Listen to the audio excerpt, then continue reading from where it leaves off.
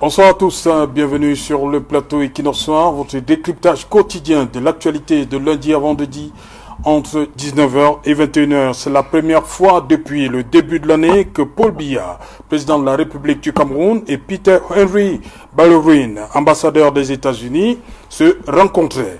Hier, 11 mars, les deux hommes d'État ont placé au centre de leurs préoccupations la lutte contre certaines pandémies, la situation sécuritaire dans les régions nord-ouest et sud-ouest du Cameroun. Le diplomate américain a annoncé que l'administration Trump a mis à la disposition du gouvernement camerounais l'équivalent de 71 millions de francs CFA dans le cadre de la riposte au coronavirus. Peter Henry Ballerin s'est dit satisfait des mesures prises par le Cameroun pour lutter contre la pandémie VIH-Sida, qu'il souhaite voir circonscrire d'ici fin 2021. Les deux hommes ne pouvaient pas se séparer sans jeter un énième regard sur la situation sécuritaire dans les régions nord-ouest et sud-ouest en crise depuis 2016. Reprenant Tibor Nage, sous-secrétaire aux affaires africaines au département d'État américain, je le cite, « Le conflit ne sera résolu que par le dialogue et la réconciliation ». Madame, Monsieur, tout à l'heure à 20h, c'est la grande édition d'information qui vous sera présentée par Cédric Noufelé. Tout de suite après, ce sera le débrief du journal et tout de suite, c'est le fait du jour.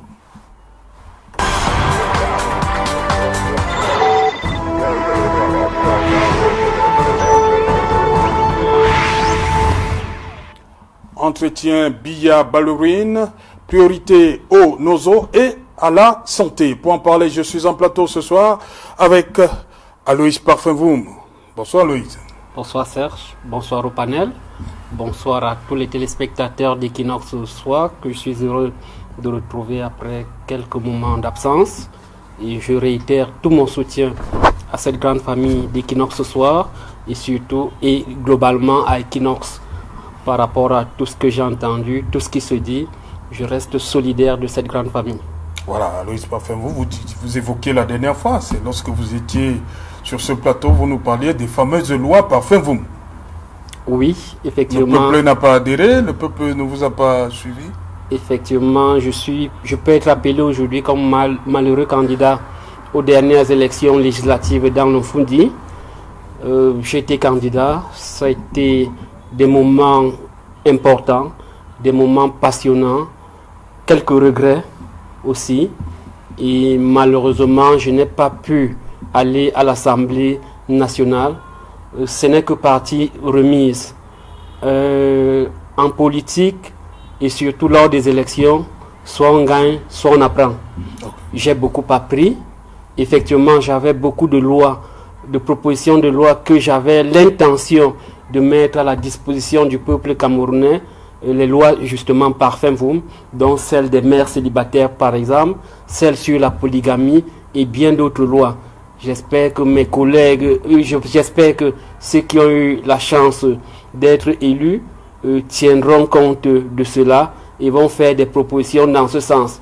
Mais au-delà, je vais continuer l'action politique, mes responsabilités et surtout dans 5 ans et peut-être avant, tel que les signaux se présentent, je pourrais enfin être à l'Assemblée pour davantage booster la politique, booster tout ce que j'ai comme énergie en termes politiques pour que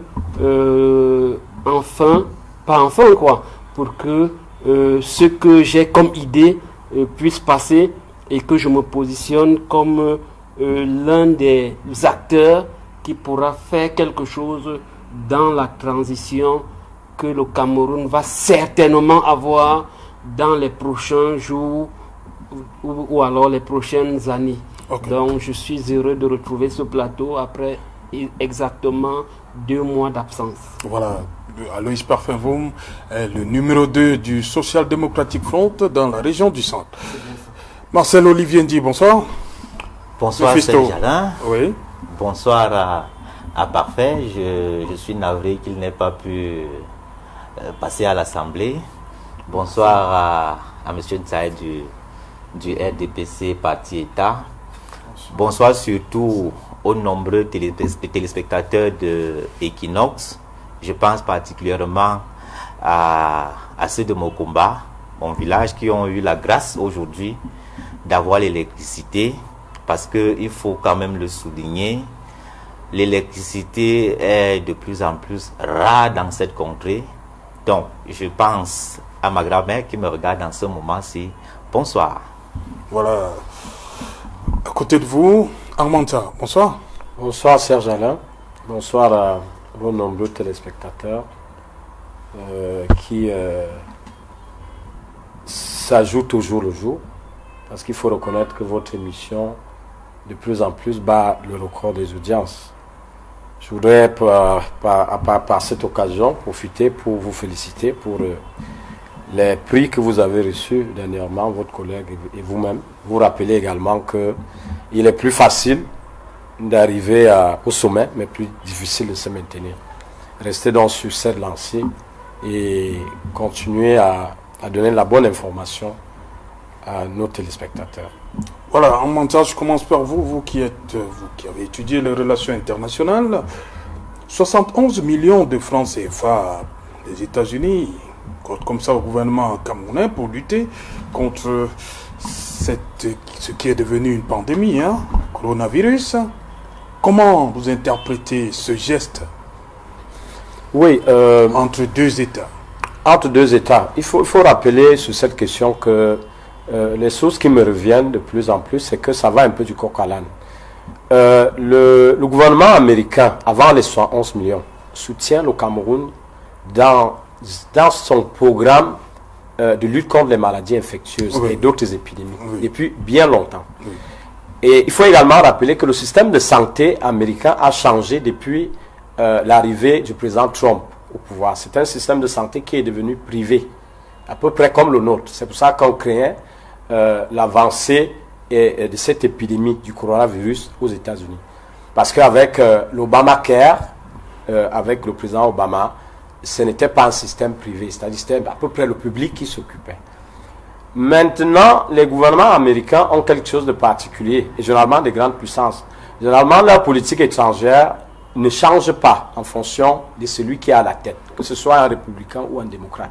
Il peut y avoir quelques changements, mais pas en profondeur.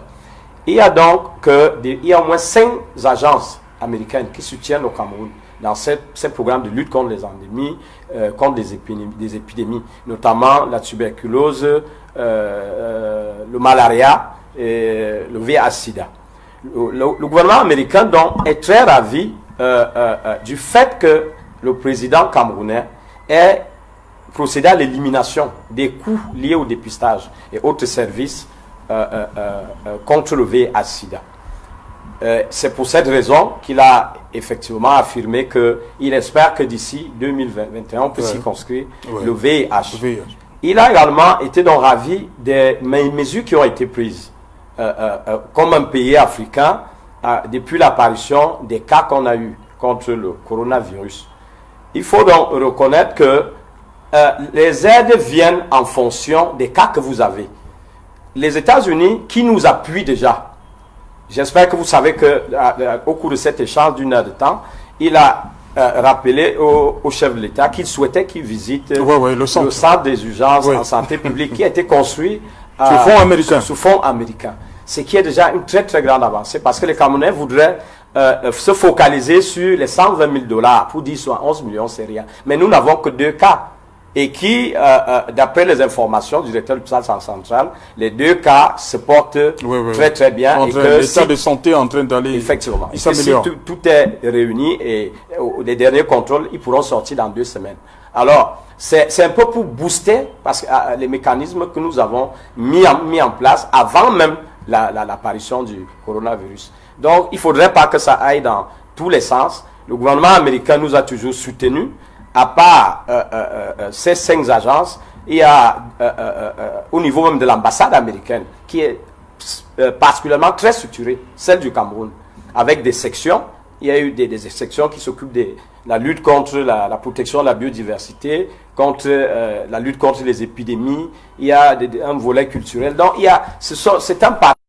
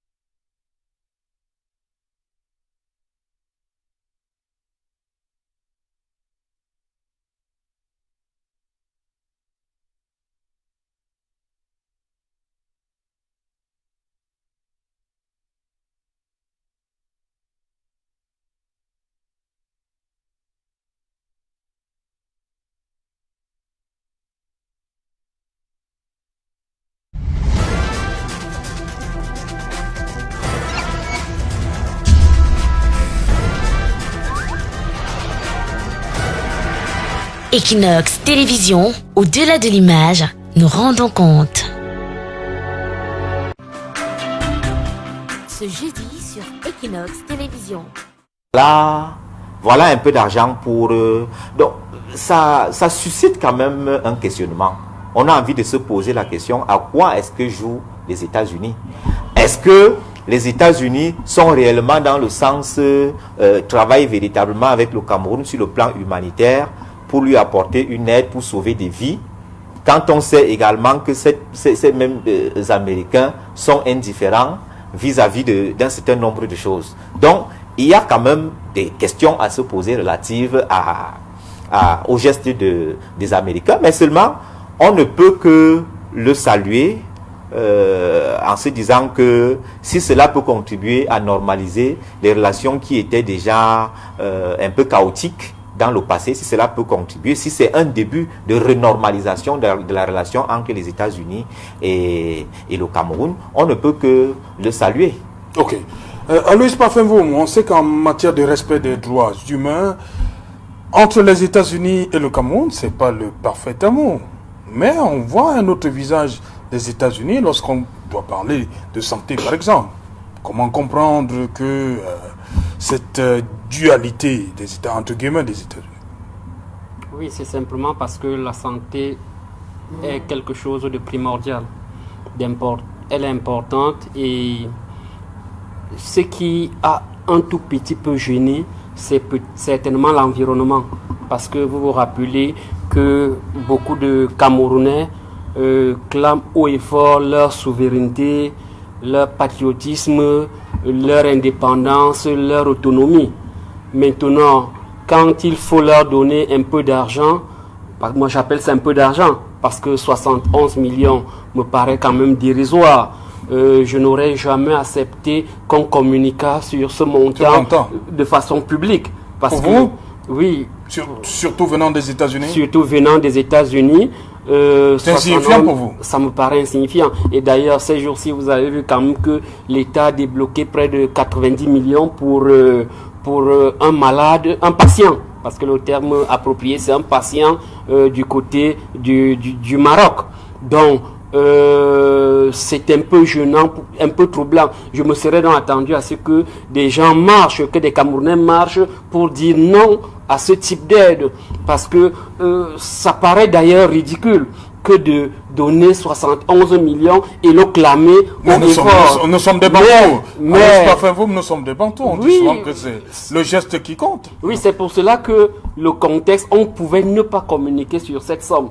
Et d'ailleurs, sur cette somme, on pouvait dire, ok, ils nous ont donné quelque chose, parce que je vous rappelle quand même qu'il y a des hautes personnalités dont le repas par semaine, c'est 71 millions. Qu'on vient dire qu'on a donné cela à un État, à une nation comme celle-ci, c'est un peu gros, et c'est là où je me serais attendu à ce que tout ce qu'on a comme patriote, je mets entre guillemets, fasse des marches pour nous dire non, gardez votre argent, 71 millions, c'est pas beaucoup. Maintenant, comme je vous ai dit à l'entame, la santé est quelque chose d'important.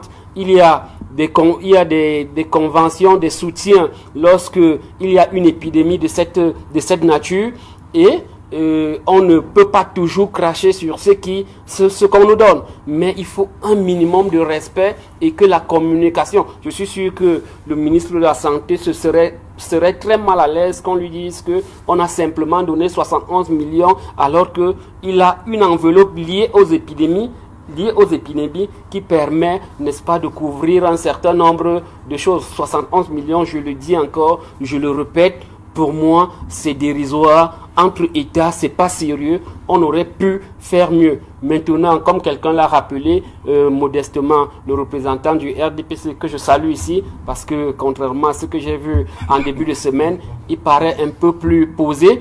Je pense que les États-Unis ont toujours soutenu le Cameroun dans plusieurs secteurs, et notamment celui de la santé. Et le coronavirus, aujourd'hui, nous sommes en train de travailler pour qu'il ne se répande pas de la manière la plus rapide.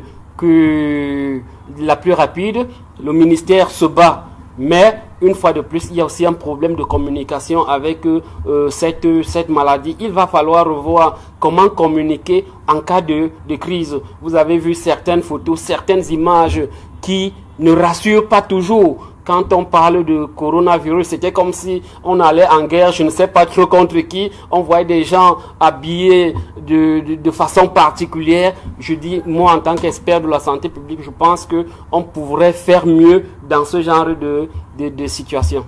Voilà, Amanta, justement, pour le cas des États-Unis, hein, c'est aujourd'hui 38 décès pour 1200 cas détectés. Et le dernier en date, c'est le basketteur français, Rudy Gobert, de Utah Jazz, qui a été, il y a quelques jours, détecté porteur du virus du coronavirus. Bon, qu'est-ce qu'on devrait comprendre? Les États-Unis, qui eux-mêmes souffrent, entre guillemets, de ce fameux coronavirus, mais qui choisissent d'aider. Et il y a la dernière mesure de Donald Trump. Il dit, pour empêcher les nouveaux cas de pénétrer dans notre pays, je vais suspendre tous les voyages en provenance d'Europe vers les États-Unis pour les 30 prochains jours. Oui, le cas du président Trump, cette décision, Oui, c'est justement, fermer. Oui, c'est justement, c'est pas le seul pays, hein. Oui. Je pense à la Slovénie, et la Croatie, et je crois la Pologne également. Donc ce soir, les États-Unis nous intéressent. Oui, c'est pour limiter la propagation de la maladie. Et c'est une question de souveraineté. Chaque chef d'État, il peut décider la manière dont les opérations sont conduites. Vous avez posé une autre question. Pour le cas des Américains, pour le soutien qu'ils nous apportent, oui. Je crois que je dois rappeler encore ici que les États-Unis ont triplé leur aide au Cameroun par rapport à la lutte contre le VIH. Par rapport aux efforts fournis. C'est pour ça que j'ai parlé de booster. Ces 11 millions viennent d'abord en fonction des cas. Nous n'avons que 2 cas. Mais, que voulions-nous? Avoir 100 cas pour avoir des milliards? Moi, je pense qu'il est mieux... Alors, parfois, vous me dites que venant des États-Unis... Les États-Unis, comme ils aident le Cameroun, les États-Unis aident également d'autres pays. Oui. Et les États-Unis même... J'ai expliqué ici que leur système de santé est un système de santé privé. Est-ce que cette épidémie n'aura... c'est même déjà une pandémie. C'est déjà une pandémie. Est-ce que cette pandémie n'aura même pas un impact sur l'économie américaine? Et on est en période électorale. Oui. Est-ce que... vous pouvez comprendre la décision du président Trump de circonscrire l'épidémie et de fermer les frontières. Parce que le président Trump n'a jamais été pour un projet social de santé, de couverture santé universelle, à peu près comme ce qu'on a appelé l'Obamacare. Vous vous souvenez, son fameux Obamacare est mort. Oui. Il l'a dit. Puisque il est sur sa ligne, les élections sont à quelques mois. Si cette épidémie gagne les États-Unis de plus en plus, à la fois l'économie sera atteinte, à la fois le vote du président Trump, avec ses calculs, avec son discours, il sera dilué. Donc, au Cameroun, je pense que les Américains, comme lui-même il a reconnu, parfait, qu'il nous appuie ailleurs, il nous appuie au niveau d'autres maladies infectieuses, il nous appuie au niveau du VIH-Sida, et ce n'est pas tous les pays. Il nous appuie également dans l'humanitaire. Tout à l'heure, nous allons aborder la question sécuritaire. On va exposer les appuis multiformes qu'on reçoit des États-Unis. Il y a certains pays même, puisque généralement, il y a quelque chose qu'on reproche aussi aux Camerounais.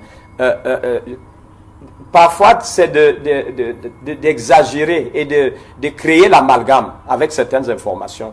Il y a certains pays dont les relations avec les États-Unis ne sont vraiment pas très au beau fixe. Les critères dont Marcel parlait tout à l'heure, ce sont des critères que à peu près toutes les grandes démocraties exigent. Nous les savons, en diplomatie c'est connu. Les présidents ne sont pas réussis à la Maison Blanche, c'est pas parce qu'ils ne font pas de demandes. Il y a des a priori, des préalables qu'il faut respecter. Mais il y a donc ces 2 facteurs, la sécurité et la santé. Quand on dit sécurité et santé, ça conduit au développement. Et ces 2 facteurs, je l'explique aujourd'hui, comme membre du RDPC et également comme spécialiste en résolution des conflits et comme géostratège. Ces 2 critères ont dilué la perception des grandes puissances vis-à-vis du président Paul Biya. peut-être certains ne l'ont pas constaté, obligatoirement, ces grandes puissances, peut-être elles ne sont pas obligées, puisque les efforts doivent être... on doit communier, les efforts doivent être communiés. Regardez la lutte contre le terrorisme. On ne peut pas isoler, par exemple, le Cameroun, on ne peut pas... parce que cette lutte, elle se fait en commun, et de commun accord, avec nos partenaires internationaux. Donc, on n'a pas à minimiser l'aide qui est faite. Moi, je ne le souhaite pas, qu'on ait 100 cas pour avoir un peu plus d'aide, parce que nous le savons, si on a plus de cas, on sera plus secouru. Pour l'instant, le Cameroun est même à féliciter. À 2 cas, je crois que ça fait une semaine. Dans certains pays plus développés, ils ont eu du mal à circonscrire cette épidémie. Comme l'Italie. Effectivement, ça s'est propagé, même en France, dans la zone, la zone du Morbihan, ça s'est propagé presque à l'espace de 4 jours, c'était déjà trop de cas. Donc je pense que c'est une manière de féliciter, de booster, et c'est pour ça que moi j'ai tué expliqué que le programme du président Paul Biya est un programme social libéral. Les gens ne le comprennent pas assez. Et au niveau de ces maladies comme la tuberculose, moi j'en sais quelque chose parce que nous tous nous en avons parfois des cas dans nos familles. Ces décisions ont été prises par le chef de l'État depuis, comme également avec le VIH-Sida. Ok. Olivier Ndi. Je suis surpris quand le militant du RDPC dit que le programme du président Paul Biya est social. Moi, j'ai bien envie de comprendre. Parce que quand vous regardez la société camerounaise, elle est à l'image de Nicolas Machiavel, des conseils de Nicolas Machiavel. C'est-à-dire que les hommes politiques, les entrepreneurs brillent par un cynisme extraordinaire. C'est-à-dire que à la limite, je dirais même déshumanisant. Parce que qu'est-ce qui justifie que quelqu'un qui prône un programme social, un de ses ministres prend son chauffeur, il va rencontrer une amie, le chauffeur reste dans la voiture jusqu'à minuit. Il ne mange pas, il ne boit rien, et quand il sort, ce sont des menaces. Donc quand vous le dites vraiment, je suis peiné. Je suis vraiment peiné et j'ai du mal à vous regarder dans les yeux. S'il y a un conseil que je voudrais donner à vous qui êtes les militants du RDPC, c'est de brûler tous les exemplaires du livre de Nicolas Machiavel que vous avez. Parce que pas du communisme. Parce que c'est un ouvrage, qui est désuet. C'est un ouvrage qui est désuet. C'est un ouvrage qui a fait son temps à l'époque où les régimes autoritaires s'imposaient. S'il y a un ouvrage que je vais vous conseiller, c'est celui-ci. La démocratie africaine reste mal partie. Rectifions, bien sûr, rectifions le tir. Donc, je voudrais, c'était pour évacuer un peu ce que le militant du RDPC vient maladroitement. Vous parlez du prince de Machiavel. Oui. Lui, il évoque pour le libéralisme communautaire. Pour le libéralisme, qui est un livre de référence. Oui, je voudrais être d'accord. Vous savez, oui. Il y a la différence. Il y a tout un trou noir. N'est pas le communisme. Je vous en prie. Il y a tout un trou noir qui sépare les faits et les théories. Quand vous lisez pour le libéralisme communautaire, vous avez envie de dire Amen. Mais quand vous sortez de cet ouvrage et que vous vous retrouvez en face du comportement des militants du RDPC, je vous assure, vous avez froid dans le dos. Est-ce qu'ils l'ont lu? Et donc je dis, parce que vous dites... Est-ce qu'ils l'ont lu tous, ces militants? Je me pose bien la question. Et j'ai même envie de dire que s'il y a un leader politique qui avait tout intérêt à recommander activement le boycott à ces militants pour l'élection législative et municipale qui vient de passer, c'est bien le leader du RDPC. Parce qu'il n'existe pas un autre parti au Cameroun où on bat en brèche toutes les instructions de la hiérarchie, comme tel est le cas. Nous avons vu la circulaire du RDPC est passée. Tout le monde, on a parlé d'investiture. C'est l'ingénierie politique qui est importante. Permettez, je vous en prie. Moi, je ne vous ai pas interrompu. Je ne comprends pas pourquoi les militants du RDPC, chaque fois qu'ils viennent sur un plateau, après vous allez dire qu'on vous marginalise. chaque fois qu'ils viennent sur un plateau, ils ont du mal à écouter les autres. Mais pourtant, ils vous disent qu'ils sont des démocrates, puisque vous dites bien que c'est le rassemblement démocratique. Mais vous ne faites pas preuve de démocratie. Oui, mais dites aussi ce que non, je dis ce les spectateurs peuvent comprendre. Mais je parle de faits. Pour leur passer. Je parle. Est-ce que c'est un secret que les patrons du MRC sont à l'image de Nicolas Machiavel? Est-ce que c'est un secret? Du RDPC autant pour moi. Du RDPC, est-ce que non, du RDPC autant pour moi, je peux me tromper, c'est un lapsus.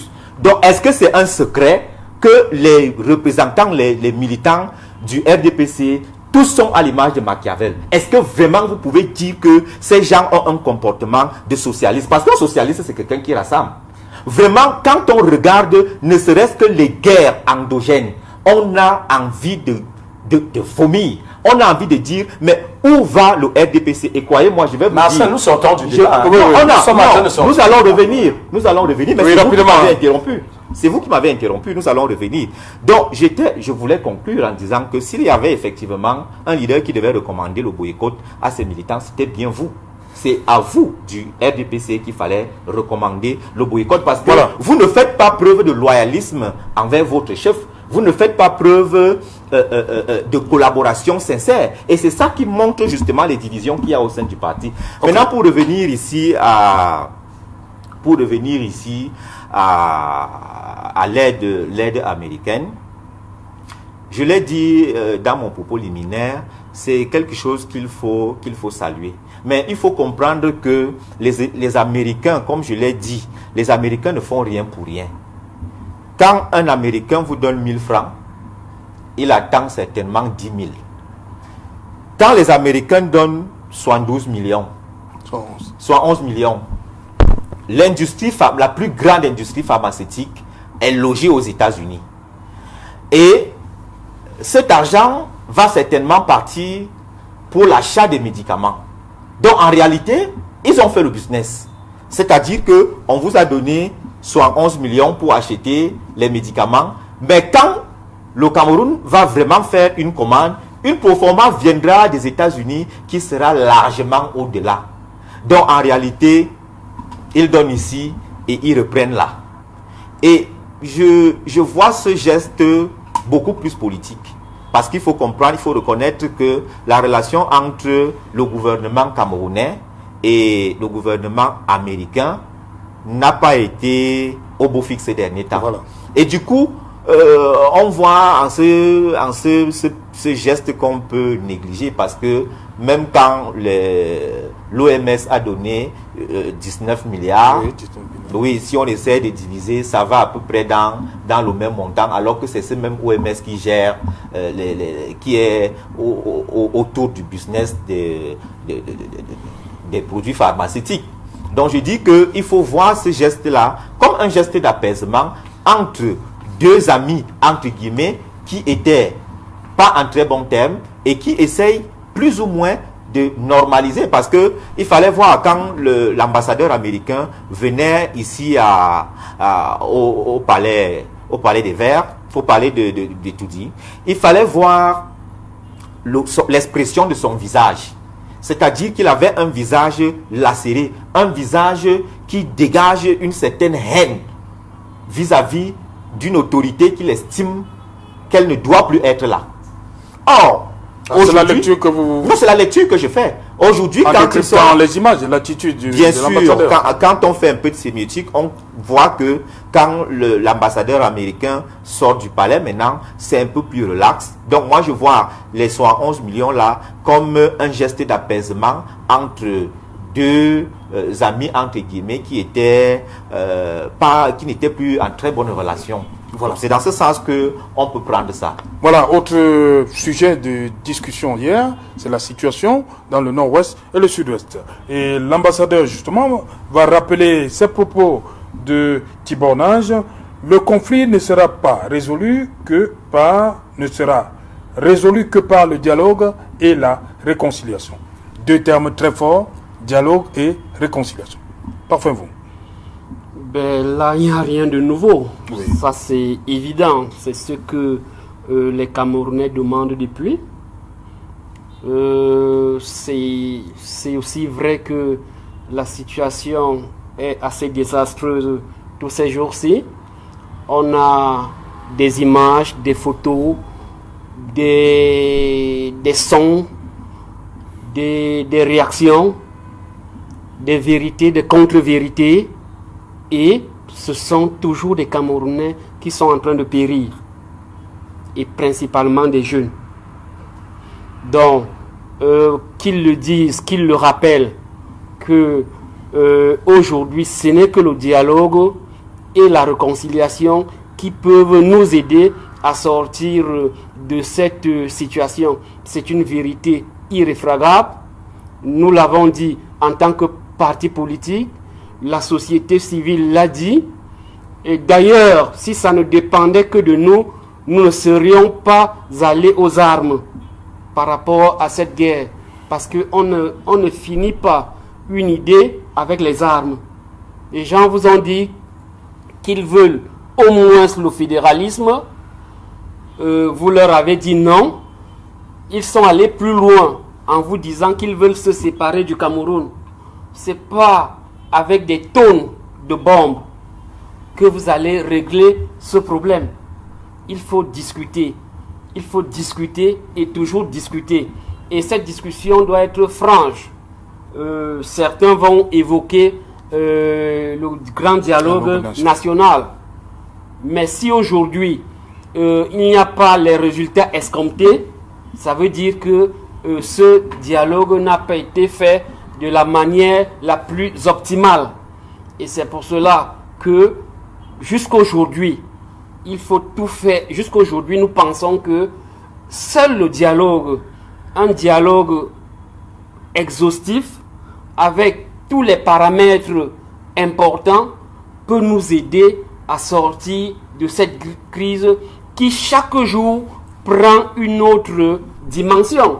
Vous avez vu à Garbour, vous avez vu, il y a plusieurs groupes armés aujourd'hui. On ne sait d'ailleurs pas qui est qui dans ces groupes armés. On soupçonne tout le monde. On soupçonne les médias, on soupçonne les ONG, on soupçonne les hommes politiques, on soupçonne. Et tous les jours, on est en position défensive. Or, dans une guerre, ce n'est pas comme ça. Il faut être proactif aussi bien sur le terrain que sur la communication. Et enfin, la réalité c'est aussi que c'est pas à 87 ans qu'on mène une guerre. Aucun chef d'État dans le monde n'a mené une guerre à cet âge. Donc si vous me donnez un seul exemple d'un chef qui a conduit une guerre à 87 ans, je vous dis ok, allons-y. Parce que justement, à cet âge, on fait d'autres choses, on pense autre chose, on pense à d'autres situations. Et c'est pour cela que aujourd'hui, qu'on arrête l'arrogance, qu'on se dise, oui, on a peut-être fait une faute, on s'est trompé, et qu'on revienne sur le droit chemin. Ceci est valable parce que nous aujourd'hui, nous sommes entre deux extrêmes. Entre l'extrême des séparatistes et l'extrême gouvernemental qui ne veulent pas et n'entendent plus apporter une solution à travers le dialogue et pensent un camp comme l'autre que la solution est armée. Je vous assure, c'est une nébuleuse. Et je rappelle à toutes fins utiles que par rapport à Boko Haram, tous les Camerounais se sont mis en ordre de bataille pour contester, pour soutenir, pour demander. Mais, à contrario, par rapport à la guerre dans le nord-ouest et le sud-ouest, on a l'impression que la mayonnaise ne prend pas. Parce qu'en réalité... Est-ce que vous pouvez comparer les deux? Oui, et justement... Il y a une menace qui venait de l'extérieur. Justement, mais là, il y a eu cet amalgame dès le départ. Les gens ont cru qu'ils pouvaient transposer les solutions de l'extrême nord au sud-ouest et au nord-ouest. Et nous en sommes là. Plusieurs morts, une économie à genoux, même psychologiquement. Parce que aujourd'hui, on ne se salue plus comme avant, on ne se parle plus comme avant, on soupçonne tout le monde et in fine, on a le devoir d'arrêter cette guerre, d'arrêter. Et le SDF a pris cette position dès le départ, parce que nous savions, nous étions plus implantés que beaucoup pour dire que si on va vers là, ça sera des règlements de compte de 60. C'est-à-dire les uns et les autres vont dire que vous avez assez abusé de nous. Okay. Aujourd'hui, il est question qu'on règle ce problème. C'est pour chuter, je le redis, je soutiens cette posture. Ça a été la posture de mon parti dès le départ. Nous en avons payé le prix. Aujourd'hui, on compte le nombre de députés, on compte ceci, on compte cela. Les gens s'en moquent d'ailleurs, sans savoir que c'est parce que nous avons choisi la voie de la République que nous avons ces résultats. Mais notre discours a été constant. Il faut discuter et discuter même avec ceux qu'on appelle, on appelle des terroristes ou bien des séparatistes. Il faut discuter avec eux. On essaye de voir comment régler ce problème. Okay. Faute de quoi, dans 5 ans, nous reviendrons, parce qu'il y avait des gens ici qui nous disaient demain, tout sera résolu. Après-demain, ça sera résolu. Ainsi de suite. 3 ans plus tard, nous avons l'impression que nous sommes au point de départ. Voilà, Armanta, il y a ce terme qui revient, dialogue. C'est un diplomate américain qui le dit. Une fois de plus, il a encore sorti ce mot hier. Les Camerounais le disent. Et très souvent, sur les plateaux, lorsqu'on a un représentant du RDPC, il dit non, il y a déjà eu le grand dialogue. Qu'est-ce qu'il faut faire? Ce ne sont pas des bons représentants du RDPC. Peut-être je vais vous surprendre par cette sortie. Chaque fois, depuis un moment, quand on parle de la crise du conflit du Nozo, parce qu'il faut dire qu'il y a une différence entre un conflit et une crise. Oui. En résolution des conflits et en jeu de stratégie. Une crise, c'est lorsqu'il y a déjà des forces extérieures qui se mêlent. Bien entendu que parfois, quand c'est encore un conflit, il y a déjà des forces exogènes, mais ce n'est pas encore officiel. C'est-à-dire les cas comme on a vu en Côte d'Ivoire en 2004. Les États-Unis nous interpellent. C'est pour ça que tout à l'heure, je ne voulais pas voir comme un partenaire qui était en froid avec un autre.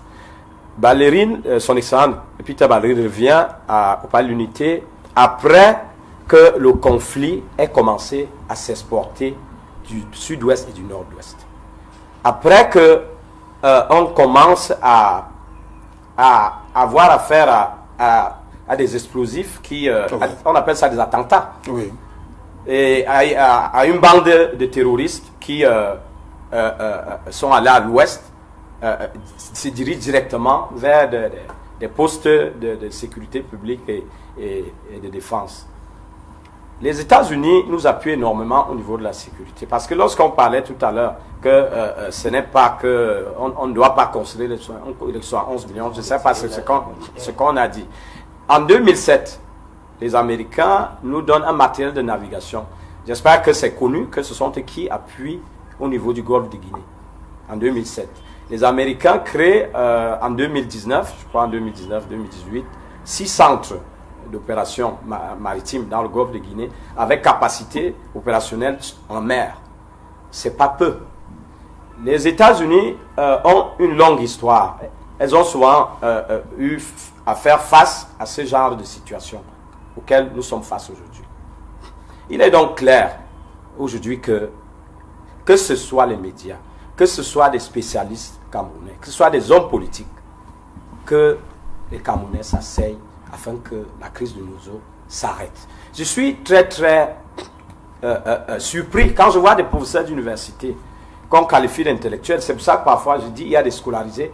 Un professeur d'université qui dit que l'armée ne doit pas déposer des armes. On ne parle pas de, comme on dit, surrender, c'est-à-dire abdiquer.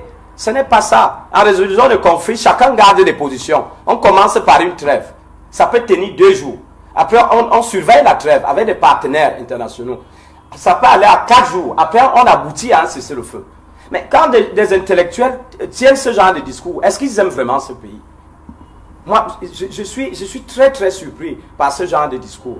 Lorsque les gens le disent, il est temps, les Camerounais meurent tous les jours, c'est les jeunes gendarmes qui sont morts l'autre jour. Les gens se sont assis, on apprécie, c'est pour ça que je parlais d'ingénierie politique ici.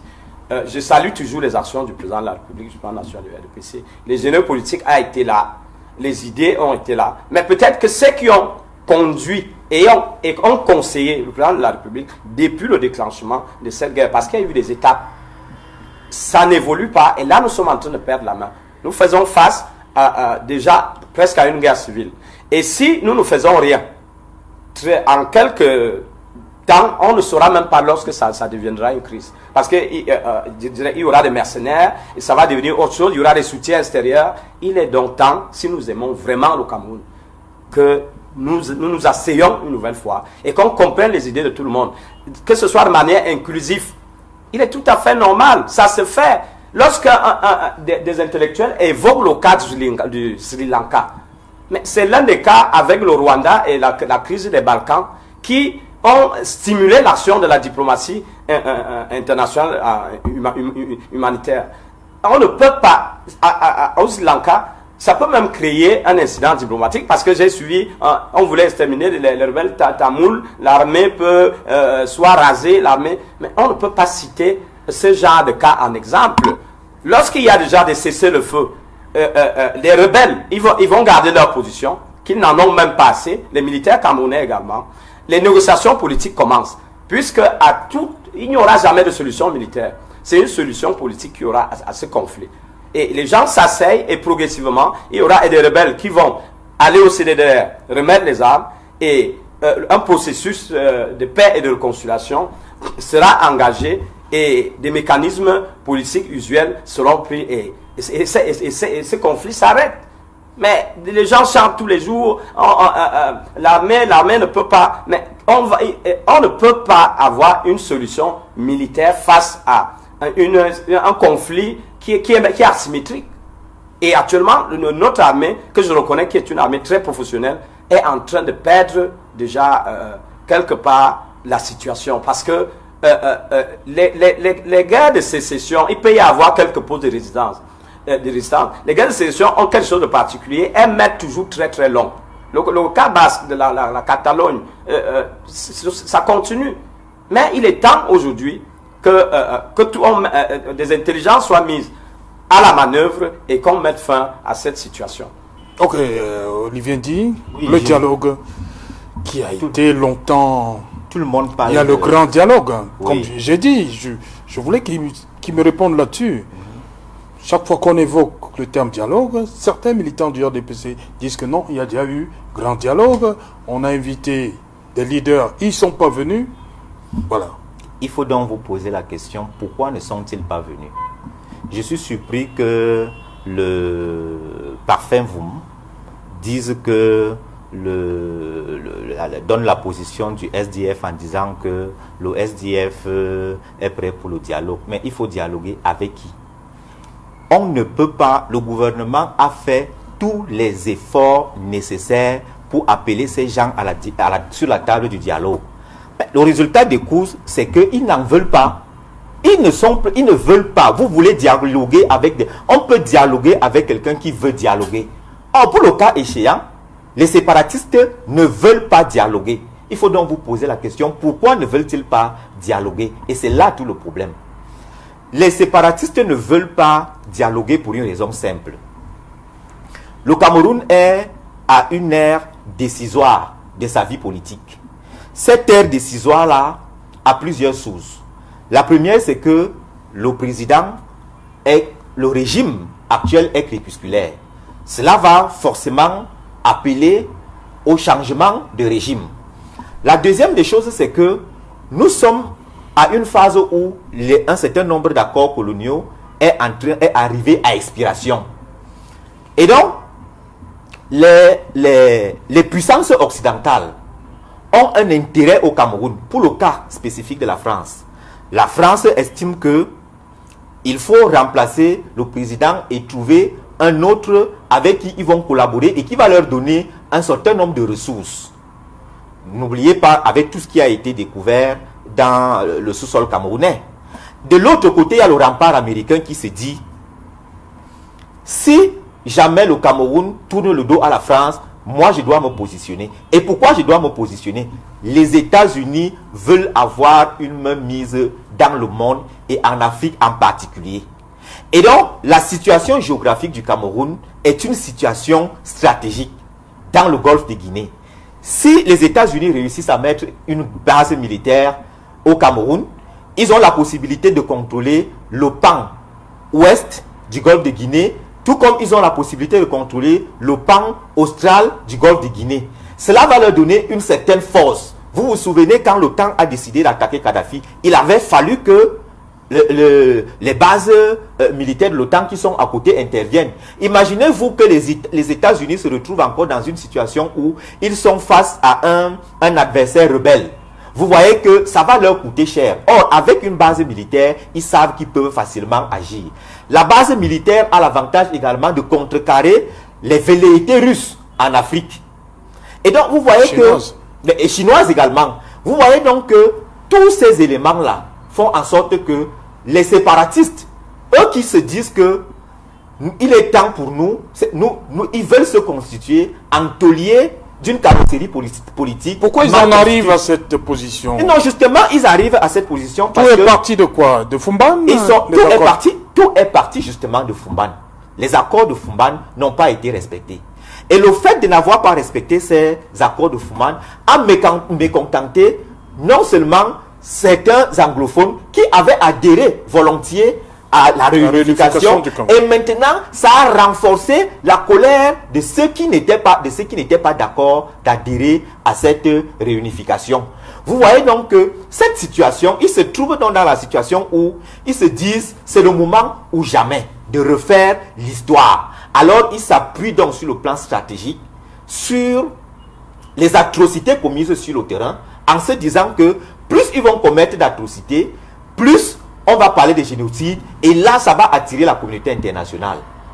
Or, et c'est là où justement je veux féliciter le gouvernement camerounais sur la façon de gérer cette crise. Parce que les séparatistes, on voit des images, ils créent des contrôles de police avec les unités, avec les uniformes de l'armée camerounaise. Ils commettent des gaffes avec des vêtements de l'armée camerounaise pour qu'on accuse l'armée camerounaise, pour qu'on accuse le régime Biya d'être auteur d'un génocide et que la communauté internationale réussisse à arriver au Cameroun. Parce que c'est ça, lorsque la communauté internationale arrive au Cameroun, elle s'interpose entre les forces belligérantes. Et là, on arrive inéluctablement à la séparation du Cameroun, du Northern, du Southern Cameroun et du Cameroun oriental. C'est ça justement, et là où je voulais dire que j'apprécie beaucoup les efforts du gouvernement camerounais, c'est que malgré tout, ils ont gardé une certaine lucidité. Cette lucidité-là leur permet justement de comprendre que nous tendons la main à des gens qui n'en veulent pas. Et ils ont un plan derrière la tête.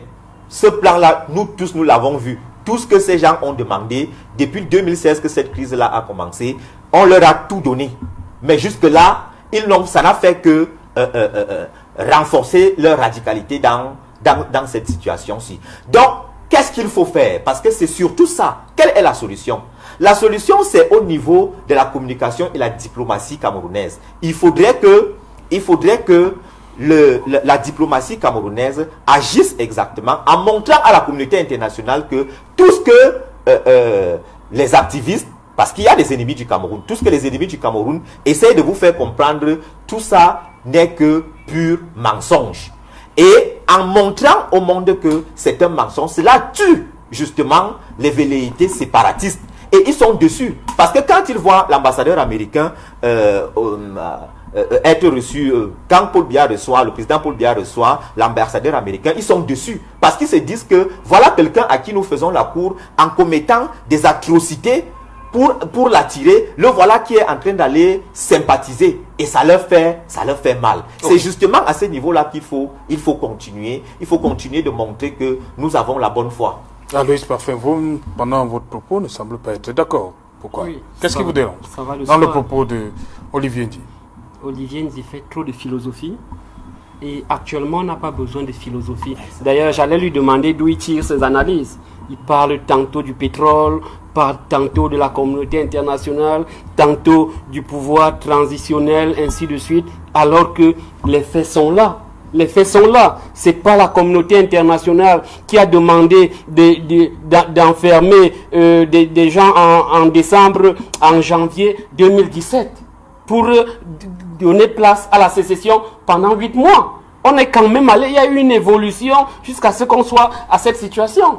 Donc c'est pour dire que, arrêtons de penser que le problème est ailleurs. Le problème est ici. Non, je n'ai pas dit que oui, le problème est ici. Ce n'est même pas, ce ne sont pas les enjeux, ce ne sont pas les enjeux. Permettez-moi, mon cher. Oui, juste vous une savez seconde, que, je vous relance. vous savez que, Je vous on relance. discute de cette affaire Depuis. depuis. Je vous relance. Non, je vous relance. c'est lui qui doit me relancer. En C'est- négociation, pas- chacun doit faire des Oui. concessions. Pour vous Oui. dire que, Négociation. Parfait. Quel- Laissez parfait. pour vous dire que, non, ne prenons pas cette affaire comme une affaire mystique, comme une affaire qui vient de l'au-delà. Vaudou. C'est pas comme un un vaudou. vaudou. C'est pas un vaudou. Il demande, pas. il demande pourquoi les séparatistes ne cèdent pas. Ce ne sont pas des enfants de cœur. Donc vous leur dites que, ok, venez à Yaoundé, on discute, on va vous donner du thé, du café, et puis on passe de perte à profit ce qui s'est déroulé. C'est ce que vous demandez. Non, il ne s'agit Non, pas non, de non. ça. D'abord, vous avez fait une première Il y a des affirmation. concessions Oui. à faire. Moi, je ne suis pas un porte-parole des séparatistes, mais je suis cette affaire au jour le jour. Et d'ailleurs, à un moment donné, ils ont demandé ce dialogue, mais à des conditions. Nous-mêmes, au SDF, nous avons préparé un cadre pour un dialogue qui permettait à tous les acteurs d'être là. Ça, c'est la première chose. La deuxième chose, c'est que, bon, vous dites qu'ils font des atrocités pour montrer à la communauté internationale que ceci s'est passé ainsi. Non. Mon cher Pourquoi ami, ne revendiquent-ils pas? mon cher ami, Pourquoi ils ne il revendiquent pas? y a des bavures, il y a des Pourquoi les bavures, séparatistes ne il y a des revendiquent pas? bavures sur le terrain. Ils font des vidéos. hein. Il y a des bavures sur le Les terrain vidéos sont mieux. Je de reviens. part et d'autre. Il faudrait que les civils soient épargnés de cette affaire Ok. pour que, comme Les quelqu'un l'a séparatistes dit, sont des civils.